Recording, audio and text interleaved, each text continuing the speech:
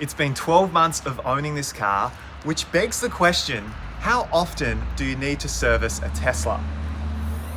Oh, that's not really relevant. When I took my Tesla into the repair center recently, which I'll link that video below, I asked the service rep when I should be coming back for a checkup.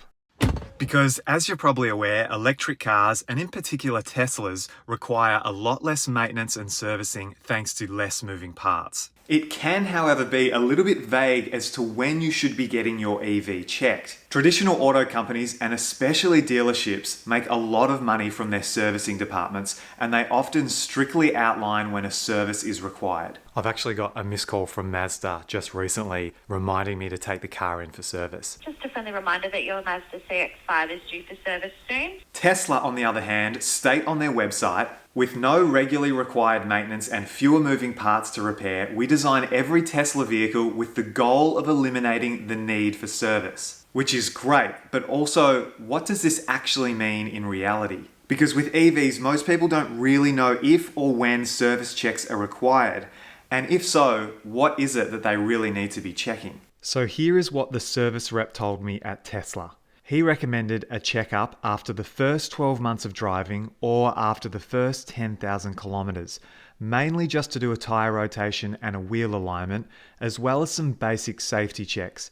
He said the cost for this first service is around $80. Then after that, he said every 2 years, they recommend coming in for a cabin air filter change and a brake fluid test. Again, stating this is not an expensive exercise. Now, if we match that with Tesla's website, we can see here that the recommended maintenance is 2 years for that air filter, 2 years for the brake fluid, 10,000 kilometers for a tire rotation and alignment, and 6 years for an air conditioning service. Overall, this is considerably less than a petrol car requires. There's no oil changes, fuel filters, spark plug replacements, even the regen braking significantly reduces wear on the brakes. Tesla can perform over-the-air diagnostics on your car as well. But what about the downsides? What might be some of the issues people are facing when servicing their Teslas? Well, for starters, it can be hard to get an appointment, given at this stage, really nobody else can service or repair a Tesla.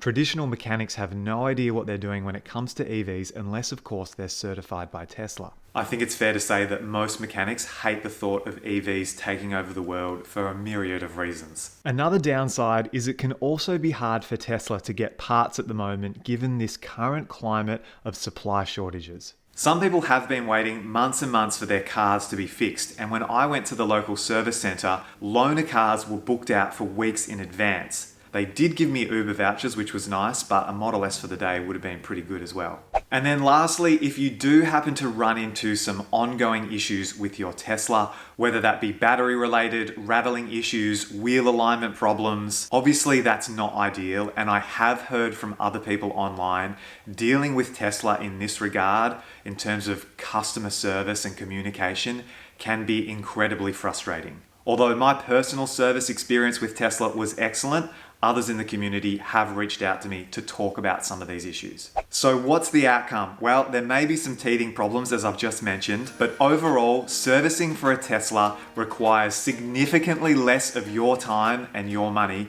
making this a much better option in the long run. I hope this video has been useful. If you haven't subscribed to my channel, please do so. Check out some of my other videos, follow me on TikTok, and hit me up with any questions you have in the comments. I'll catch you guys in the next one.